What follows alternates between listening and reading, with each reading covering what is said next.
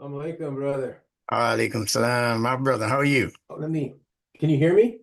I can hear you fine. I just need to see your whole head if you can adjust your camera or Oh, sit how up. about Yeah, right there? right there's great. All So, right. how are you? I'm fine, thank Allah. How are you and yours? Good, man. You look like every time I see you, you get younger. Come on, man. You Yeah, gotta let me in on what's your secret. the secret is the Quran. The secret is the mastering of its frequencies. Oh, man, you look like you aged a bit, brother. I'm not trying to. Well, I know. I got work to do. Nah, you look good, man. It's good to see you. It's good to hear your Alhamdulillah. voice. It's been Yeah, a while. yeah.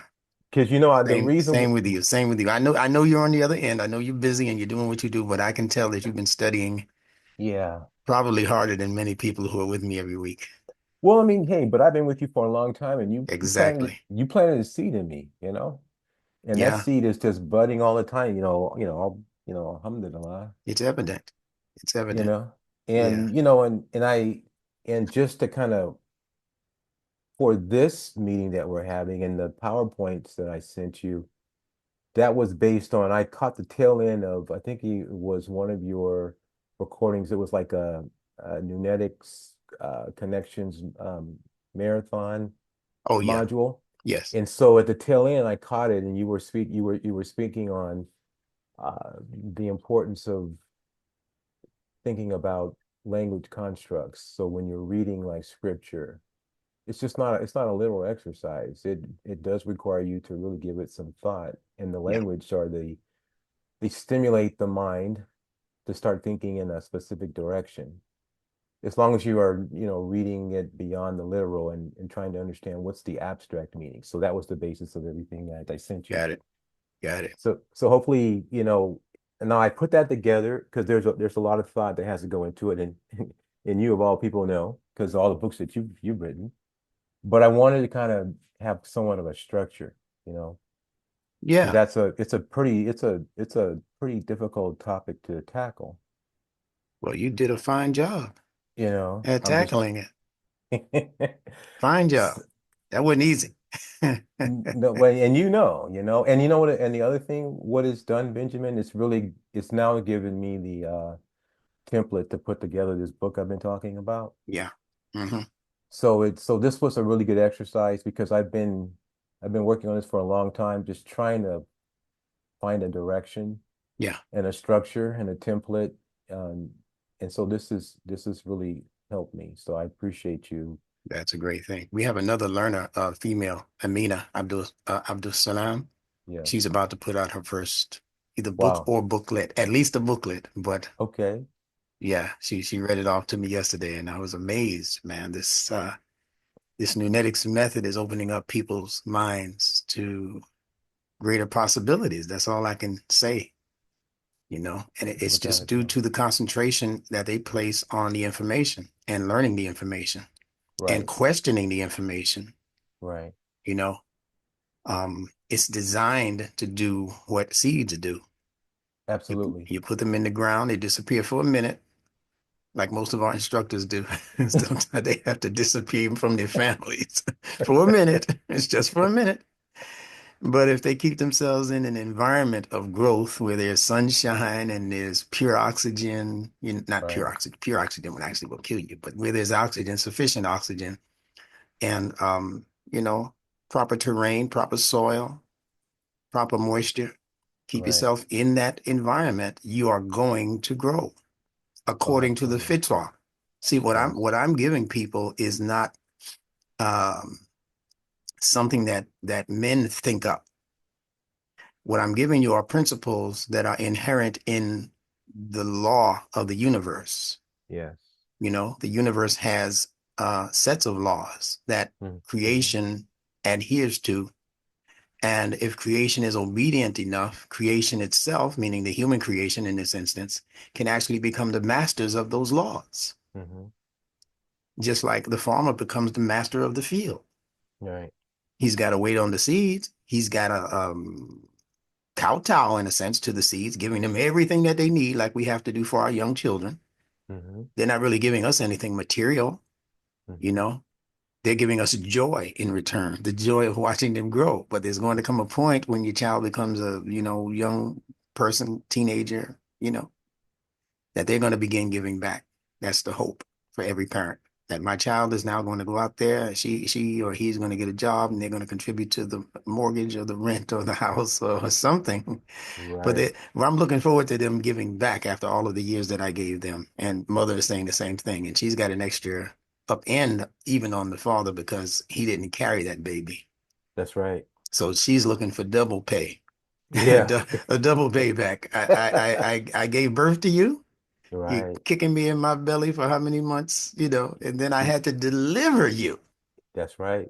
And then when you come here, you done forgot everything. You That's you have right. no clue what I did for you as the mother. See? Right. So the parent has to be cognizant of that growth and development and begin to demand a payment when that baby gets of age, becomes of age, based on what the baby's qualifications are.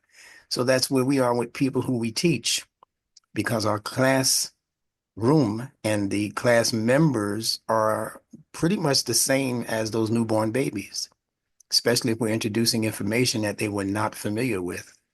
Hmm. That's what Allah says. And when he's speaking about Iqra, right, he taught man that which he before was not knowing. Right. That's a baby. Hmm. That's an infant out of the womb. Right. Everything you learn is what you didn't know before. Hmm. So that's where we are. So I'm happy to see many of these births taking place amongst you guys. You don't know how happy I am when I can get Michael Chennault and many others that you don't know about. But Yes. just using you as the example, I'm very, very honored and appreciative to have people study this particular methodology in the way that you have been doing for many years. I don't even remember how many years you've been with me. It's been a To, minute. yeah, it's been a few years that you've been working on this and working on your book and working on other things. And every time you present something to me, it is new to me. It's like I'm your student now. Every time you make a presentation, consider me to be your student because I know I'm going to learn something that I didn't know because everything you present is not from what I gave you. And that's what I'm looking for. Well, I will say this, but the template's been laid. Like it goes back to that example you gave about the farmer. You sow the seeds, put them in the earth, and you have to let nature run its course. I mean, you did your job as the farmer. You planted the seeds, and once the seeds go into the earth, then the earth will do the rest because that's just the natural order of things. Yes, indeed. And so that's why when you spoke Yeah. about language constructs, that really resonated because when I read the Quran now, because I also have been studying the Arabic, and I can tell you this, and anybody who's listening to this, if you are if you do if you are a student of the Arabic, Lunetics is going to just give you a greater appreciation because you're going to be able to see the word in its fitra meaning, not just its grammatical meaning. Um, because there's so many indicators in the Quran that points to the fitra as the classroom. Yes, that's right. Because the book that I'm working on, it's that's what the foundation is going to be. It's like, access to the universal classroom, but by way of language Indeed. or by way of nature. Indeed. Because from Nunetics is giving me the frame of looking at nature and language as being synonymous. You can read nature like you read a book. And Yes. as you know, the Quranic Arabic is just a rich foundation for reading because you're reading abstract concepts. Beautiful. And so that's what motivated me to put together this PowerPoint because I want to run it by you because I know that you're going to give me some more things to think about. And I see this a collaboration between you and I. Hmm. You know what I mean? Yeah. Uh, and so it's going to help me just keep refining the way of explaining it. Because because when you hear the word abstract or language constructs, it seems pretty. It's not a light concept, No, but it doesn't have to be complicated if you can break it down. exactly. And it's So it's really about paying attention to right, the word itself, how the word is constructed, speaking of constructions, and you've done a wonderful thing on this. idea of construction that you're about to get into in this PowerPoint. But if you understand that even the word abstract is related to the word construct. Yes. See, so abstract doesn't mean some ethereal something that you can't really put your hands on, or you can't wrap your brain around it. No, it Right. it represents the same thing that any structure represents. It's just Absolutely. that some structures are concrete Yes. and other structures are abstract, but they're both structures and they follow the same basic principles and laws. Right. And that's what Nunetics is addressing. Absolutely. And on that note, Benjamin, to use an analogy, you think about like the houses that we live in. It was first an idea, right? An architect had to put it on paper, like in the form of a blueprint. And then that blueprint is actually symbols because you're looking at math, numbers, and it's also referring to like where different walls go, where like the bathtub goes or the toilet goes, Yes. where the stairs go, and that's all a concept on paper. Yeah.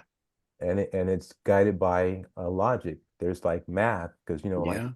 like rooms have to be a specific length.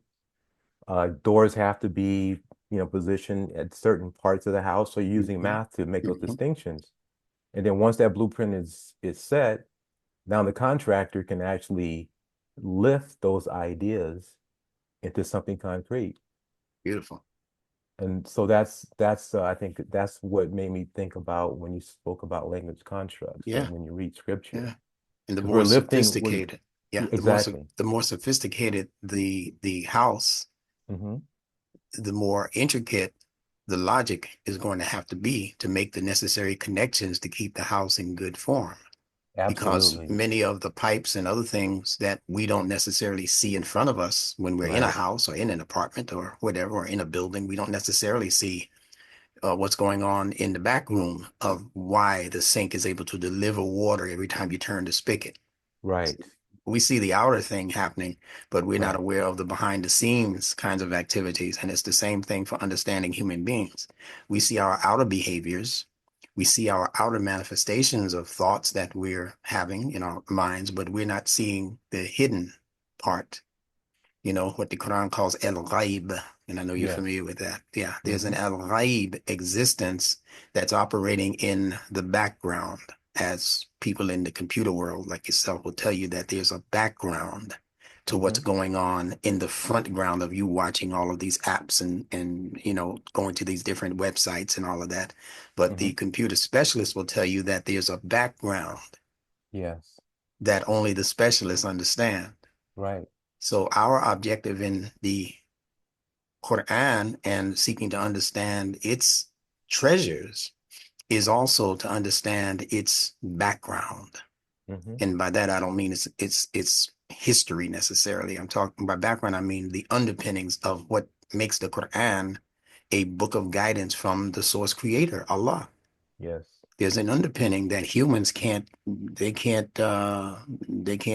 that same underpinning. Right. It's not just words on a page thought up by some human in the middle of the desert 1,500 years ago. Hmm. It's knowledge that is actually extracted out of universal sources of Yes. information, cosmic Yes. sources, if you will, of information. Right. So that's where we are. Absolutely. Yeah, Absolutely. yeah. So whenever And you want to get started on the PowerPoint, make all of the points you want to make. Take your so, time. But I when mean, you that's want to get basically, started, let me know. I can pull it up and we yeah, can we continue can to go ahead and just discuss dive it. into it. Yes. Great. Okay, so give me just 1 minute to find it. Yeah. Oh, no, take your time, man. All right. Yeah. It's Take in your here time. somewhere. I had it earlier. Hold on 1 second. Okay. Let me pull it up in my computer first and then transfer it over. One moment. And we're going to just be light and loose today. We'll exchange ideas and Okay. That sounds good to me. give me one moment.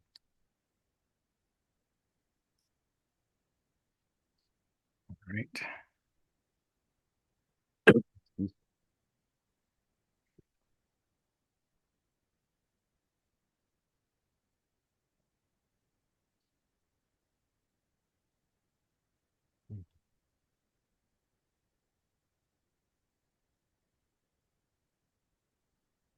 Okay. You seeing what I'm seeing? I am. I'm seeing it. Great. All Okay. right. So yeah. So basically, what I wanted to do, like for our conversation today, Well, is let me to ask you this first because this will make it yes, easier for you. yes, yes. Do you know how to take over my computer so that you can be the one showing it? Are you Uh, are you familiar with that? no, I'm not. Okay. Other people do it, but I've never had to do it, so I don't know what to tell you to do. But you just tell me when to scroll, and we'll do it that way. Make it easy. Okay. That's fine. All So right. so basically, I was trying to condense this into as few PowerPoints as possible, so that way we can try to cover a lot, in a kind of a concise way. So basically, the first slide is just simply defining the conversation. It's because going back to um, when you were talking about language constructs, it made me think about, and you were talking about abstract language. And then it gave me the sense that I see it as a blueprint, for like making connections between what's concrete and what's abstract in language. So that's just basically the first slide is just defining, the topic that's to follow. So like the Yes. next slide is just um, so the next slide is just defining abstract language. Gotcha. That way, if someone were to read this to see it, it's just giving them an orientation of, okay, when we talk about abstract language, so what are you talking about? It's something that's an idea or quality, and that's abstract because like the whole idea of freedom, justice, beauty, love, those are things that we know as human beings, but they're not concrete. I Right. mean, they exist, but they're not like a house. Like if I say house, we can actually see a house, because we can touch it because it's concrete. But these Yeah. ideas are not, and so that it's when we look at scripture, a lot of the language in there, they are ideas. They are abstract, but they do have meaning. So the challenge is to figure out, how to understand them so that we can actually use them, or yeah, use them so we can actually grow in our thinking. And so the next point just talks about that they actually exist in thought or in the mind, and that's really the gist of this particular slide is that these abstract language they do live. They live in thoughts. They live in the mind, Yeah. even though they're not concrete, but they are real. Right. So because they're not concrete, we can't actually use the physical five senses in order Right. to describe them. You can't really describe what justice is. Yes. It's just something that has to be shown in the behavior of people who carry the Right. idea of justice. Yeah. Yes. Beauty, they say beauty is in the eyes of the beholder Behold, and that kind that's of right. thing because it's an abstract concept. So that's a wonderful way of expressing that. And even the concept of fairness, even children, when something's not fair, the first thing they'll say, "Well, hey, that's not fair." I mean, That's it's right. it's so it's Hmm. like it's already something that's inside us that gauges what's fair and what's not fair. Yes. And the human Um, being is basically the only creature who can distinguish between the concrete and the abstract. right. Other life forms live within the context of concrete Yes. ideas. They know when they've been hurt, they know when they've been fed or not Right. fed. So they can respond to these things that are considered a part of the physical existence of that creature, the physical animal, the physical appetites. But the human being's thinking, if you will, can go outside of the bounds of where the physical limitations are for other creatures around us. And it can go into the abstract dimensions, if you will. That's a good word. The Hmm. abstract dimensions that qualify the human being as being what the Bible calls the crown of creation and what the Quran calls being created fi ahsani taqweem, in the most excellent of organizational molds or designs. Right. And I like what you said, Benjamin, like and I think this is important for, those of us when we want to read scripture, be it the Bible or the Quran or any other sacred text that people read, that they'll be more mindful of not being passive readers of the language when they see something expressed using abstract language, that it would be a motivation to cause them to pause, to try to ponder, well, what exactly is this trying to convey to me? I'm going to Uh, ask you, for the sake of our listeners, to read exactly what it is you put on the board, and then you can comment in more detail if necessary. okay. So in regards to the slide that we're looking at now, Hmm. you want me to like just pretty much read? Yeah, pretty much read it through. Okay. Yeah. So the title is Abstract Language Defined. So that basically is saying it refers to something that is not tangible or concrete. It represents ideas or qualities that cannot be directly perceived by the senses. For example, words like freedom, justice, love, beauty, they're abstract concepts because they represent ideas or feelings rather than physical objects. And I think what's an important takeaway is that when something's in the abstract, it refers to concepts. And concepts, they exist in thought or in the mind, because every day we have thoughts, and those thoughts are in a place called the mind. I mean, those thoughts go someplace. And in our understanding of that place as human beings, that's our mind. And that's where when thought is in our mind as we're thinking about these thoughts, um, it requires some deeper thought or interpretation. Like the word ta'wil, um, we'll see as we advance the slides, it's tied to the concept of awal bait, and that's roughly defined as the first house. So this is a great example of, well, when we hear the word first house, we know first means the beginning, house is the structure. But in the context of an abstract concept or meaning, what does it mean? So that's something I'm hoping that the listeners will get a better sense of when we finish this conversation. Yes, So, sir. okay, so the next slide, we can keep going. Okay, so here we go. As I mentioned, the concept owl bait, uh, like I said, a very rough translation of that is the first house.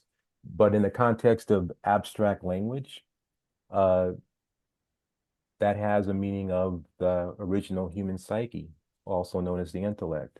And Nice. so people I might love that. wonder. I love it. I love it. I love it. So so if you're wondering, well, how would you make that connection?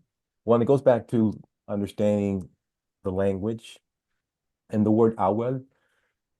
It has meanings of now these, it's just not restricted to these meanings, but these meanings are central to this particular concept that we're talking about. It has meanings of something that's primary or principal, something that returns to its original state. And nice, in the word ta'wil, it's derived from awil. And what's important about this is ta'wil is it means to interpret or to reason, um, and explaining things, and it follows a logic to its conclusion. So if the word ta'wil is derived from awil, that's giving you a sign and an indication that awil is um, it's a concept of, it's a function of the psyche or the intellect, because we Yes. we reason with our intellects and we interpret with our intellects, and so that gives you an indication that awil um, is pointing to the intellect of the human being. Yes. Uh, and then the other word that's derived from awil is the word ma is mal.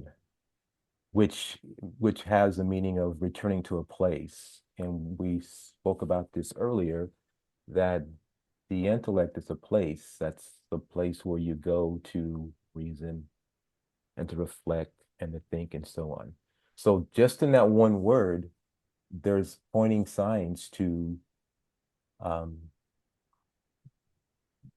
the intelligence of the human being. Okay. Now, when you're interpreting the word mal, Yes. um, are you doing a consonantal connection, or are you doing a purely logistical connection in terms of what it's pointing to? Well, for this particular time, it would be well, I see. Well, you know what? I'm glad you said that because so my first um, response to your question would be it would be from a grammatical, but when you said, am I looking at it from another angle? Um, the ma that in the Yeah. Arabic language, it means place. Um, it's referring to like whenever the concept of meme, which in this case is going to be a ma, Mhm. it's that refers to a place. It's so by you by you asking that question, Benjamin, I didn't think about it at the time I was putting it together because I was looking at it just strictly from the definition of, Yes. but now you made me think about it is that the ma is also it's pointing to a place. So that was just in that one question, you made me think about it from that Hmm. perspective. Hmm. One thing that I've taught, I don't know if you caught the classes where I was expounding upon the proto-root letters for words. Uh-huh. So that simply means that when there are more than two letters in a word, it ceases to be, well, if there are more than two, if there are three or more, then it becomes a root word. But if there are only two letters, as is the case for mal, there are only essentially two letters. There's Right. as far as consonants go. Now, I'm not including the vowels. So we're going to go a little bit more sophisticated now in terms of what we're trying to dig up by digging into these letters. So you have the meme followed by an aleph, but the aleph is simply an extension of the meme's sound. So that's Absolutely. what makes that ma, right? And then Right. you have the lam following it. Right. So then it becomes mal, Yes. mal.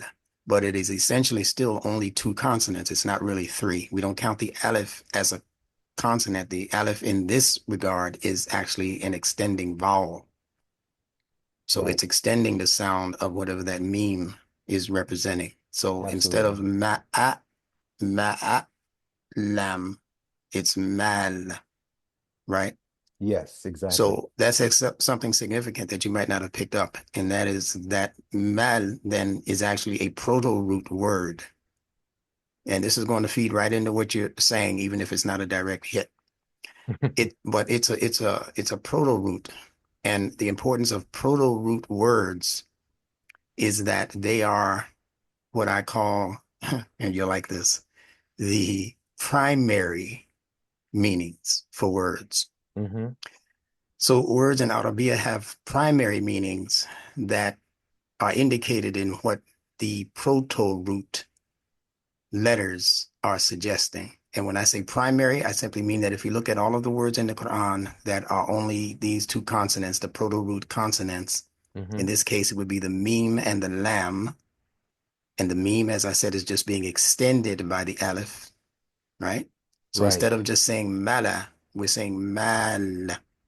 We're Right. making the connection with that fatha vowel, Hmm. right? Hmm. But all proto words are primary words, meaning these are the words that I believe came first when human expression was initially beginning to present itself. Hmm. When people began to speak language, when people began to formulate words as ideas for communicating to other people, Hmm. they did it first with these primary proto-root ideas. Right. So you're going to tell us what mal is, and you'll see how it feeds directly into what we're talking about right now. So it might not be a direct connection as far as consonantal connections because there's no meme in owl. Mm-hmm. There's a lamb. Right. There's a wow vowel that interchanges with the aleph in mal, Absolutely. but Yeah. conceptually, Mm-hmm. it makes sense Mm-hmm.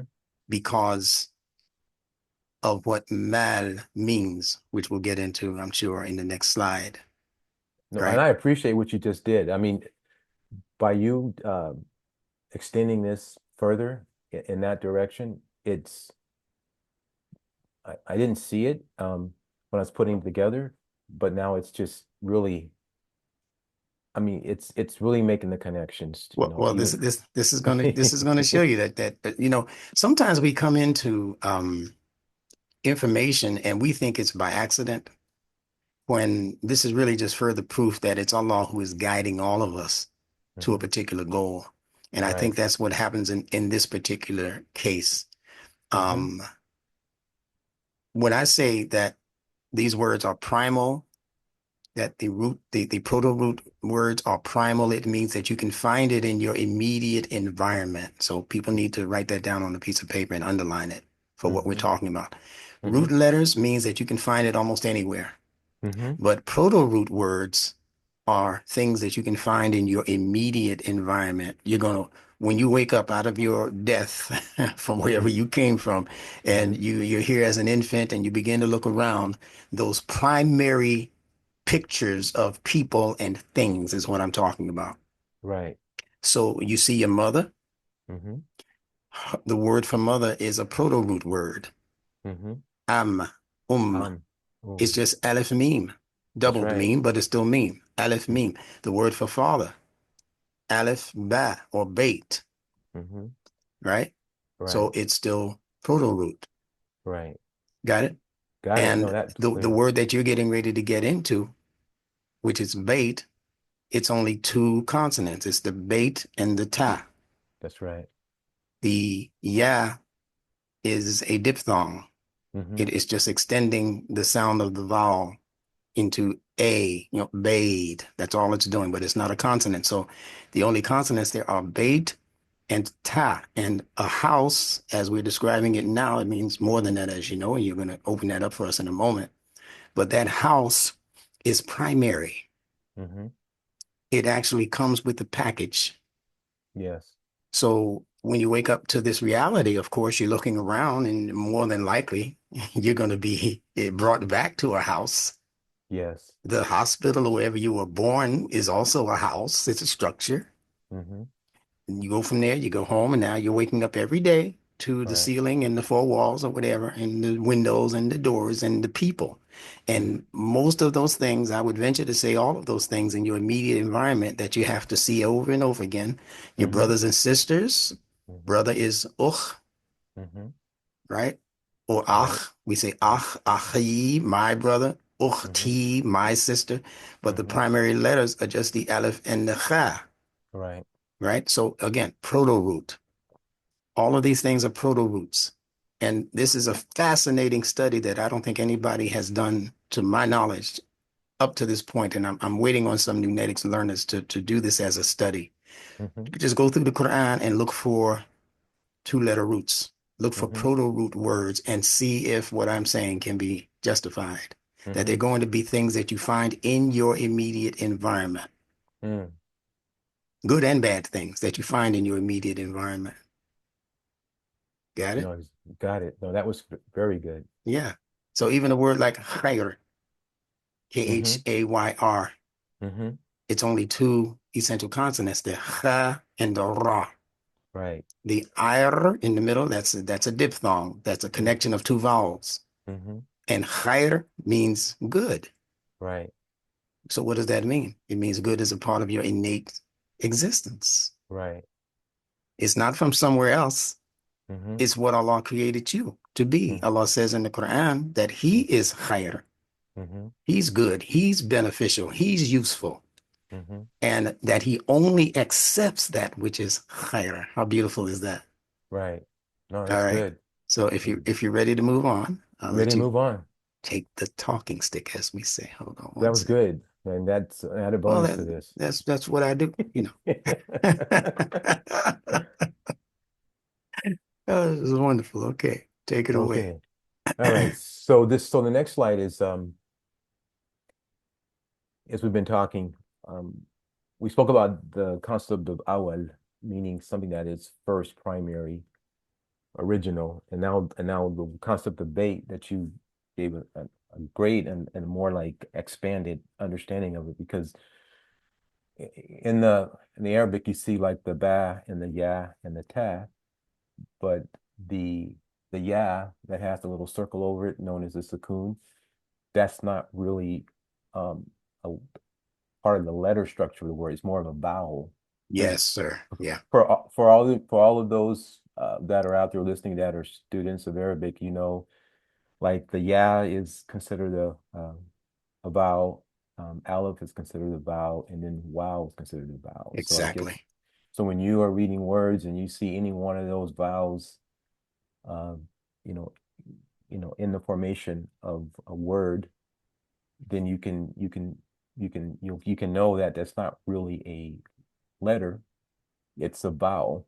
So I'm glad that you made that distinction earlier. Indeed. Um, so just going on to the word bait, as it's been discussed, it means house, abode, or a dwelling, or a place for rest, or where we feel secure, where we meditate, where we reflect. So that it's a significant part of our existence because I think most of us we do have a dwelling to go to and to rest in and to feel safe in and to meditate and reflect in. Uh, so the word bait has that significance. And what I found out in looking at the word bait in my classical Arabic poetry, the word bait, and this is something that I thought was really important to this topic we were discussing. Um, it also referred to verse, which is known as ayah. And then you'll see in ayah, you'll see the ya again, that makes up the word. But what's important is that the word ayat comes from the idea of a verse being a house for words. Mm, It- hmm. Um, and so that was something that struck me. Um, and I think it builds on um, how meaning is how a house is like a structure for like it holds meaning, like a sentence holds meaning. Because Got it. when you think of a word by itself, okay, it's just a word like bait by itself. But if bait is used in conjunction with other words, um, you're expanding its meaning because the sentence is bringing in other words to expand on that particular concept. So it's kind of like adding rooms to an already Adding room, existing house. absolutely, Yeah. and that's why studying the classical Arabic, it's important um, because it really looks at the concept in a more deeper way. Because when I was able to make this discovery about the word bait, um, that it comes from the idea of being a verse. Um, the verse is being a house for the words. So that was something that I thought was it made me stop to think a little bit more. So if we're calling this existence that we're living in a universe, Hmm. yeah, it means that there's a bunch of words and sentences around Yes, us that are all united in some way. absolutely. Yeah, a You, universe. a universe, Or we might say one house. one house. We live in a house or one house. I think in the Bible, Jesus speaks about the heavens as being as having many mansions or many houses. Oh, that's right. I think there's a verse, I think it's in John, where Prophet Jesus says, "In my Father's house there are many mansions." Yes, yes. And but then the first thought that comes Oh, to yeah. mind, So you're correcting that for me. Yeah, it's in my father's house, which is singular. There are plural or many mansions. Yes. and Yeah. the thought of father. is Adam. Yeah. Yeah, because I know depending on your orientation, because sometimes, different faiths, they when they hear the word father, it sometimes it has a reference to God. But I think the way we look at language, because I think Prophet Jesus mentions that um, Adam was his father, was one of his fathers. So not just That's correct. not God as some of the Christian faith believes, but Adam was one of his fathers. I mean, which in Adam we know has a reference to the intellect of the human Yes. being, Yes, the sir. rational All right. functioning of the human being. Making those connections. I love it. So the next, so basically, continuing, so like the word ayat has a connection to the word bait, um, and so an ayat it has a meaning of contemplation or looking into something often with deep thought or analysis. So basically, language is a container of concepts requiring the intellect to engage its layers of meaning. And Hmm. so these are the ideas that came to mind when thinking about, language as an abstract um, concept. So going on to the next slide, um, I think we'll be at slide, uh, let's see, there we go, coming up, there we go. So here we go. So this particular slide is just, now we're shifting gears a little bit on like synonyms, because the Kaaba, um, um, well, let me go back. So the title of the slide is like place and principle for universal thinking. The place would be the bait, and the principle would be the awal, because we talked about the awal being um, a function of the intellect to interpret and to reason and to make logical conclusions. And so now the Kaaba, um, this is where conceptual language connections are made. And so to kind of further describe that, I'll just go to the bullet points that are up on the screen. So the word Kaaba contains the blueprint for making conceptual language connections. So how did I come up with that? Well, as we said, the Kaaba it is synonymous with the word bait. What also I think is important, because as Muslims, um, before when we get ready for Salat, the Kaaba is the place where we face before and during prayer, and this requires a directional orientation, because the Qibla is a direction. Um, so that's giving us a sign and an indication that we are orienting our heart and intellect in a direction. Um, it's it's it's another way of saying it.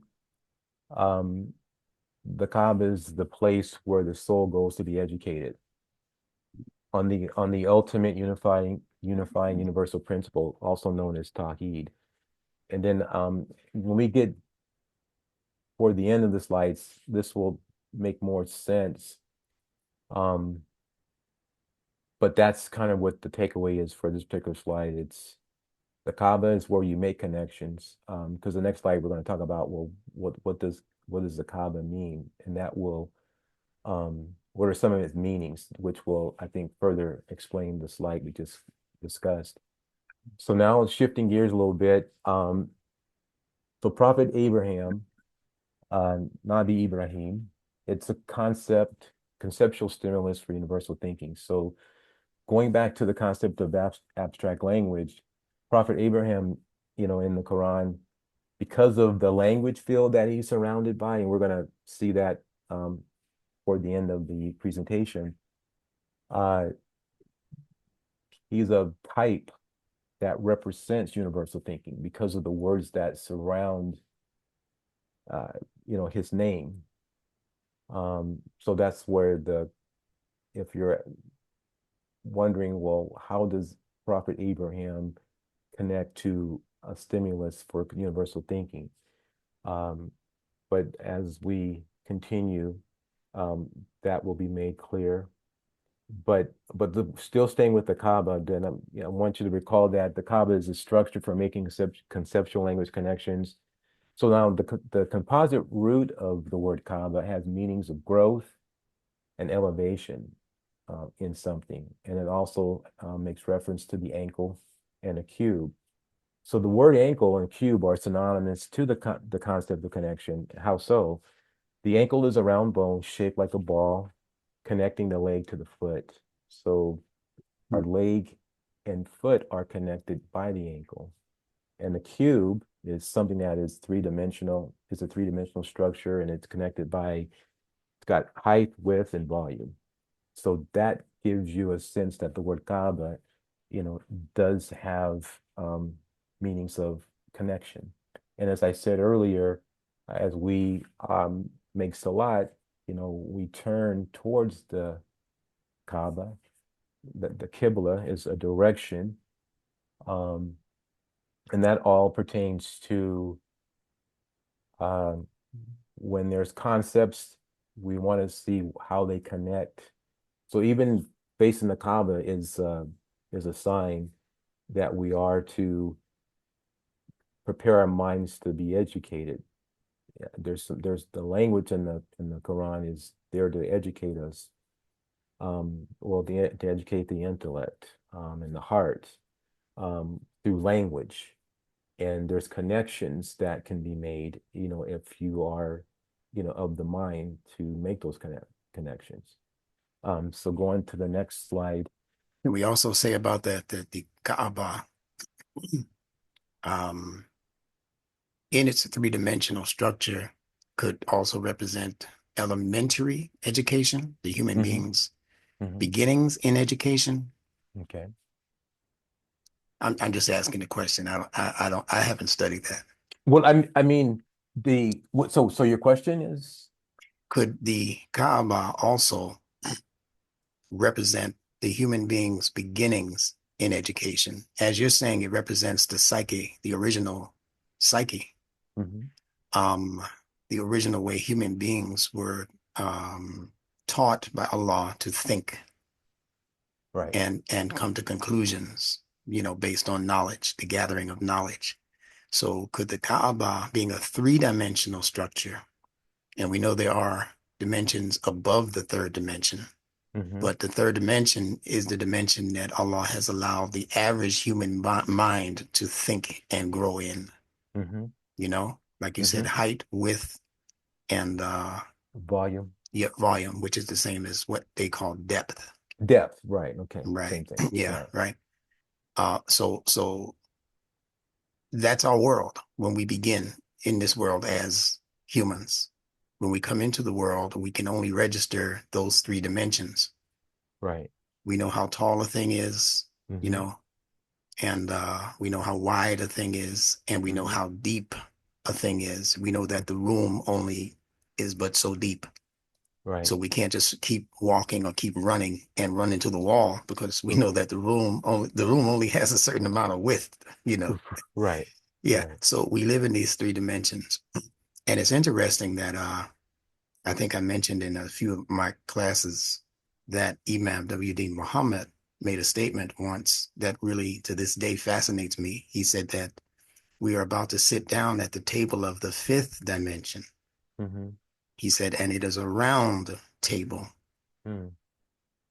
So I'm just throwing that out there as food for thought for people who like to think on that level because we haven't been dealing with the fourth dimension.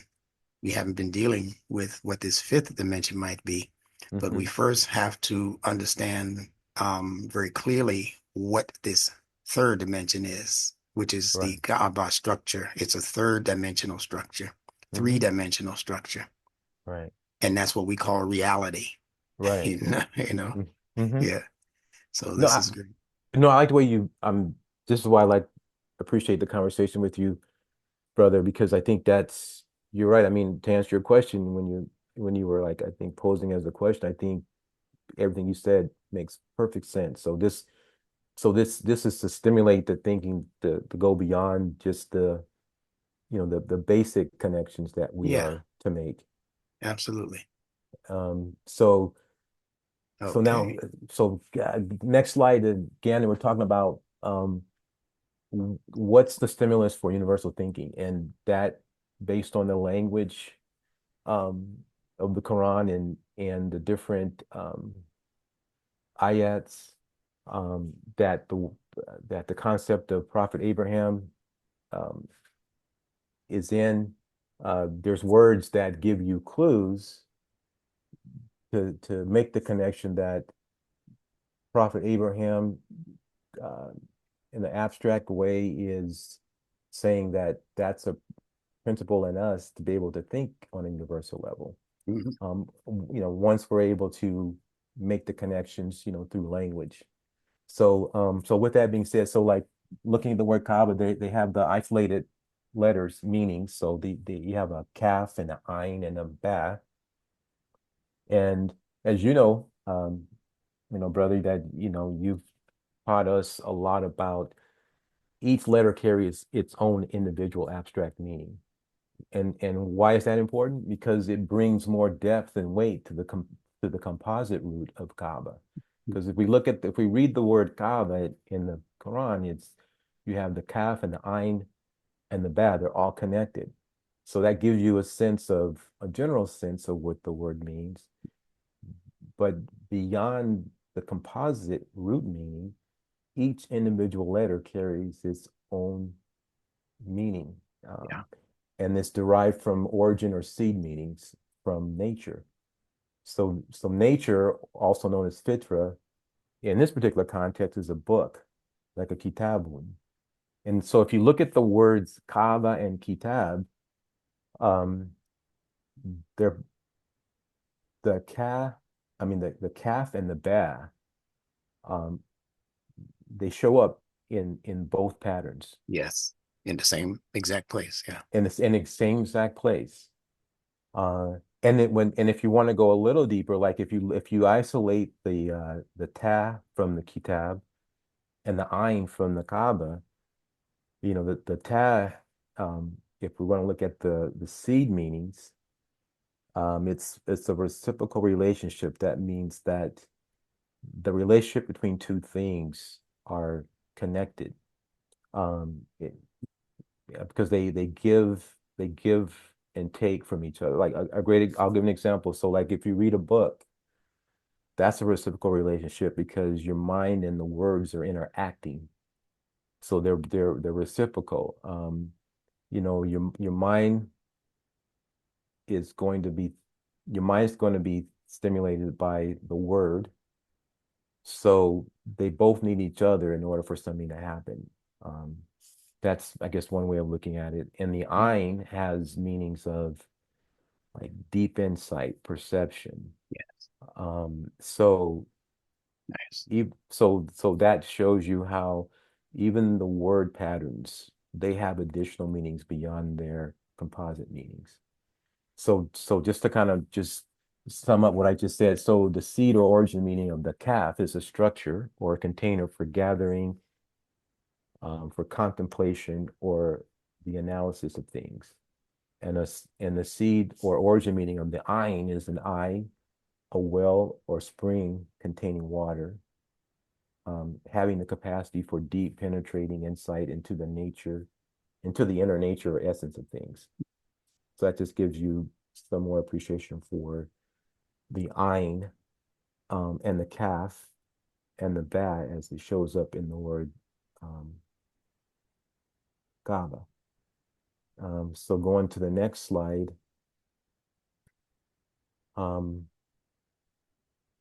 so it was another connection that I was able to make because in Surah 21, verse 30, the Creator Most High reveals that and we created from water every living thing, and then what follows is the Arabic. Um, and as we spoke on previously, um, the ayn makes reference to water. And that's something that is, I think, important to note because if every living thing was created from water, So what does that mean? And how does that relate to language? And it shows up in the word Kaaba. And we talked about Kaaba being a concept of connections. And we spoke about nature as being like the first teacher, um, because it can't be corrupted, because it's not something that man creates. Um, Man studies nature, but man does not create nature. And if every living thing was created from water, then that in and of itself is something to ponder more deeply upon. And how is water and language connected? Hmm. Because we know water is pure. And it was interesting in the word pure, even the word Arabic, the ayn and the ra and the ba, it means to be pure and eloquent in speech. Yes. So that's an indication that language and water have a connection. Um, but then the question is, how are they connected? Um, so that was just something I wanted to just that was something that came as a connection in looking at the abstract thoughts, I mean, the Yeah. abstract language, and then how it connects to the seed meanings of words. Um, Yeah. You and also have the connection between the word pure, P-U-R-E, that you're hmm using, hmm and the word pure, P-U-R-E, hmm because pure things can be poured. That's right. Yeah, no, that's true. There you go. That's the Yeah. Purity is liquid. right. No, that's really exactly. Yeah. If we say a person is morally pure, Hmm and then you connect the idea of morals to water, then you Yes, come to the same logical conclusion, right. that water itself, they say, can be structured. Yes. There's a market right now for what they call structured water. So we tend to think of structured things as being uh, three-dimensional in the way that we were mentioning. Like it has to be an object in front of us. It has to be a hmm construction. We don't look at water as being constructed necessarily. hmm But its existence uh, is still proof that material reality takes on different forms. Yes.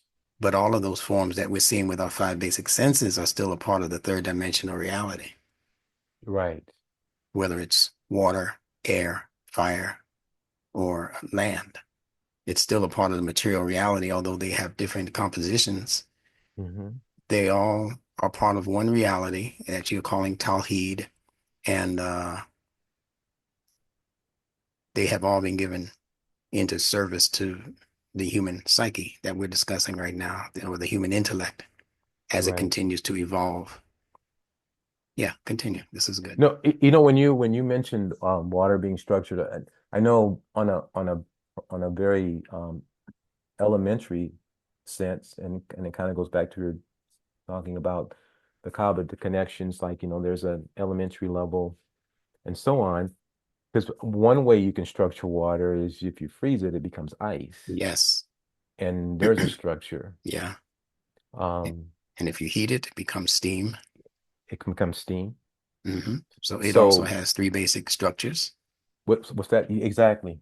Yeah. And And even the actual chemical composition of water, we say H2O, but there are other compositions hmm of chemicals that can produce what they're calling water. That's a different chemical structure, hmm So you have some scientists who have said that H2O is not really the best situation for what we should be drinking. They hmm have a different chemical composition for water. hmm That again, they call it structured water. It's a different chemical composition, but it's Mm, still water. But still it, it, water. it operates in the body differently than H2O. Mm, H2O, they're saying now, is not really a water that permeates every cell in the body. So you're not getting the proper feeding from H2O that you get from this other structured water that they presented. The other mm, structured water actually penetrates into the cells, Whereas H2O is really just lingering outside of the cells. That's why you can Wow. drink a lot of water and still be thirsty, Interesting. Wow. Wow. or a lot of other junk that they've introduced, a lot of soda pop, a lot of orange juice, and you think you've been satiated, but you're still lacking. Right. Yeah. Okay. Okay. Did we get All through? right. Let me see where Yeah. we are here. So I guess we're at the next slide there. Yeah. Okay. Hold on one second. Okay. Read this part about the eloquence, though. I like that. Which one? Okay, so the word Arabic means to be pure and eloquent in speech. Eloquence is the expression of thoughts through words connected to the clarity of reason and logic grounded in reality. The word also has a meaning of pure and having much water.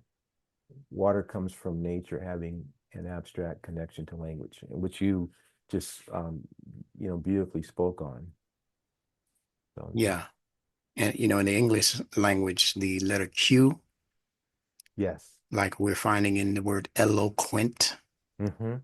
loquacious, that has to do with speech. Right.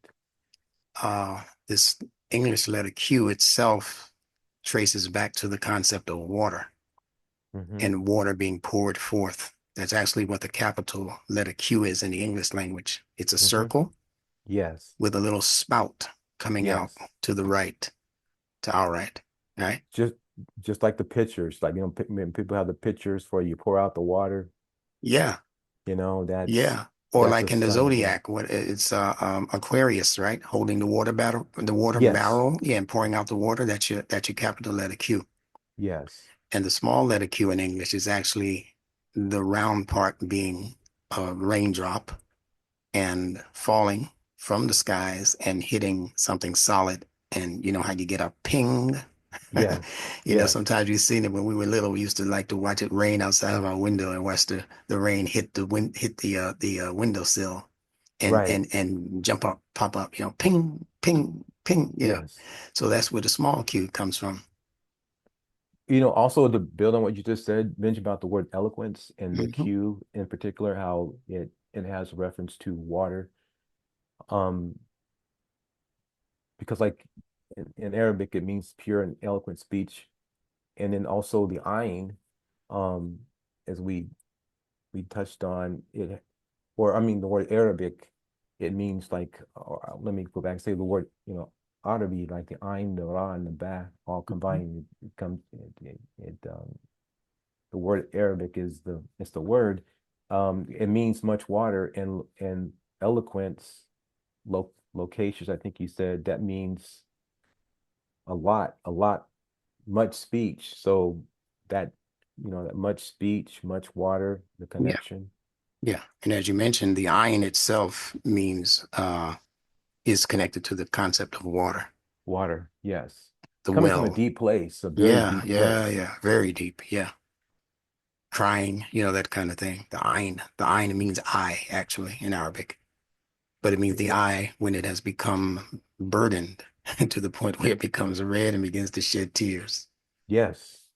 So the idea of learning Arabia or learning Arabic, don't take that to be something that you can just walk into and, next week you got your diploma. No, No. no, you got to do what those people did who learned volumes of information by staying up halfway through the night, burning what they call the midnight Yes. oil, another Yes. liquid, right? Yes. And then catching the red eye and going home and Right. hoping to get some sleep.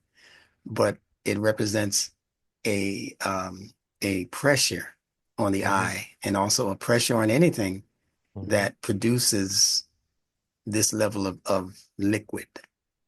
In It, fact, if somebody comes from behind you, Michael, and they put their hands or their arms around your neck and begins to choke you mhm. to the point where you're being strained so much that you're feeling that level of desperation, that's Hmm. also Ain. Yes. Yeah.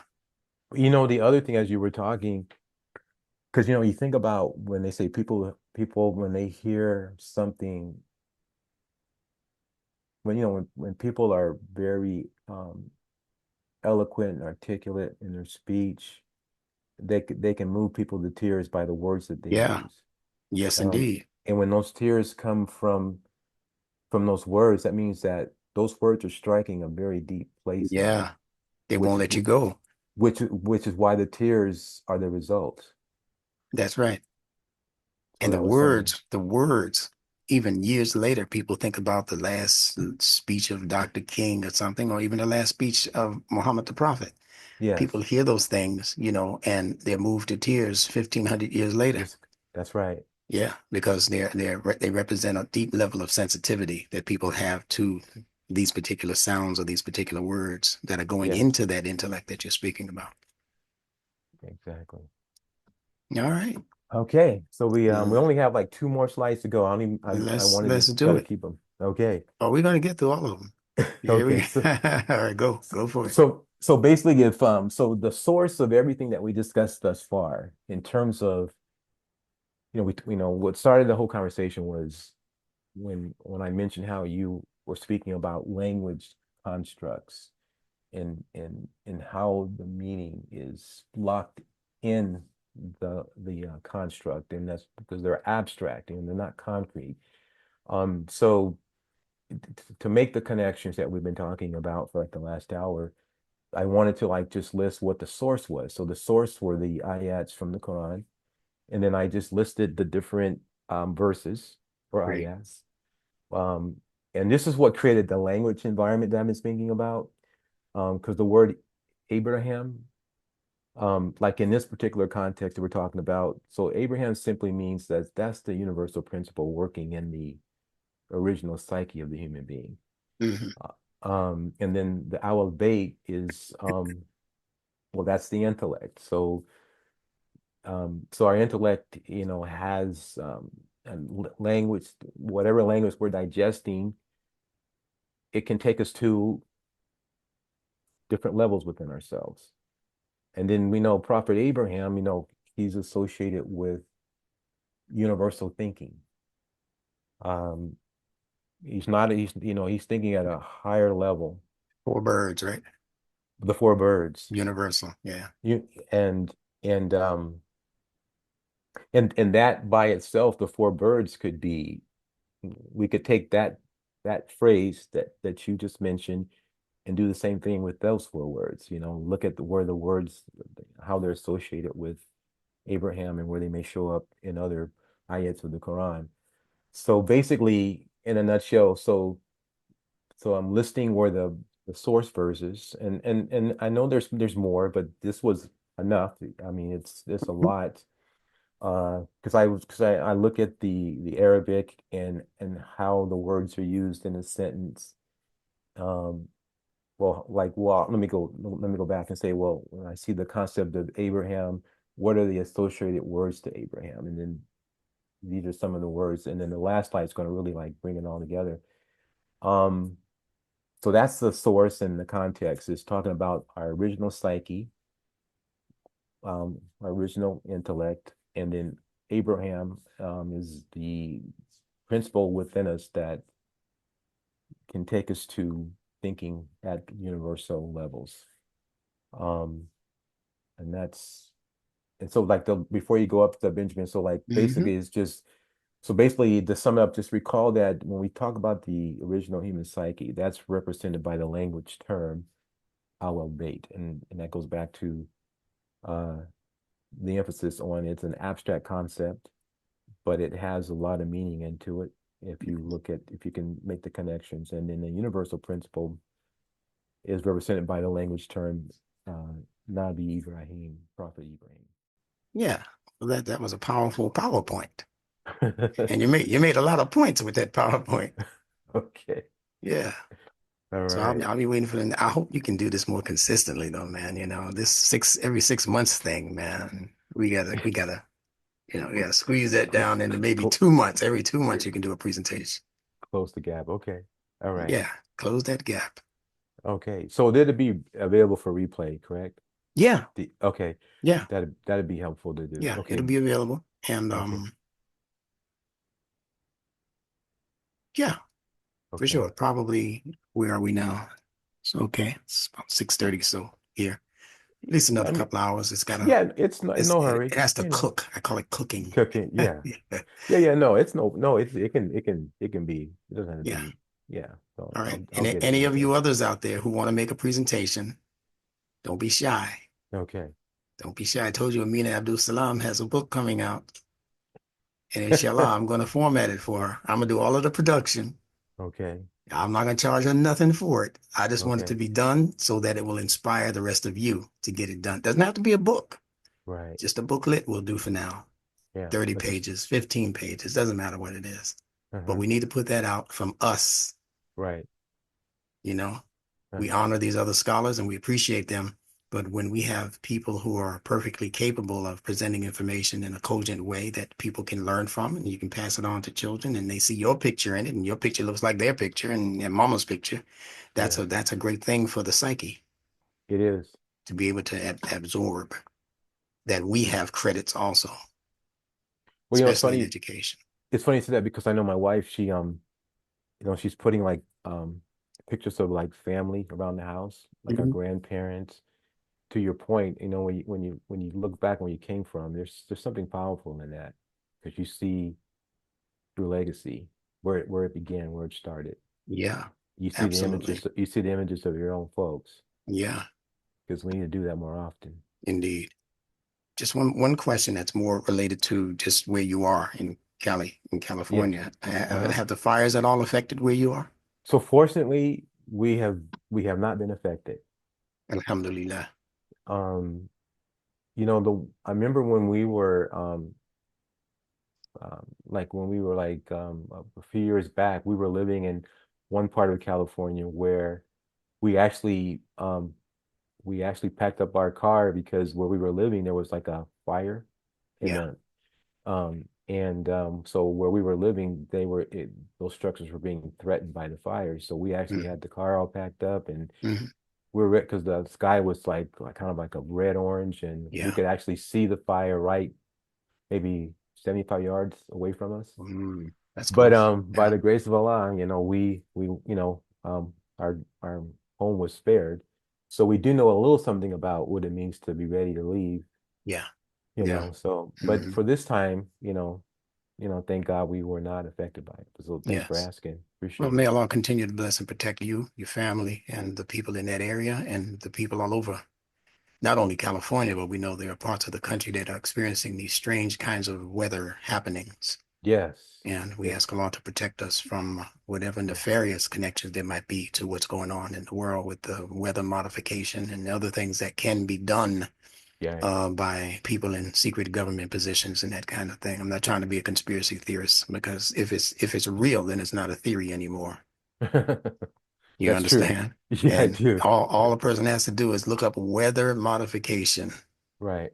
and go from there. They have videos all over the internet related Right. to how these things are being manufactured, controlled, and used as weapons of Hmm. war against people around the planet.